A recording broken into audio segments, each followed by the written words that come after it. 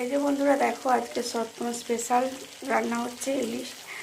আর আমার মেয়ে যেহেতু ইলিশ খায় না, তার জন্য মেয়ের জন্য রান্না হয়েছে গলদা চিংড়ি।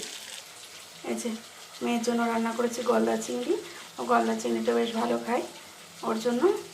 আর এখানে দেখো ইলিশ মাছের মাথা, তেল কাটাগুলো ভাজা আছে।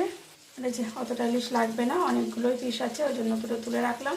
কারণ রাত্রে কেউ খাবো না, এইবেলা একবেলা এই 3টে মানুষ, ওই জন্য 4 পিস মতন করেছি। আর এই যে দুটো রেখে দিলাম। চলো, সর্ষে একদম মাখিয়ে কড়াই দিয়েছি, এবার একটু উল্টে দেবো, তারপরে সামান্য জল দেবো।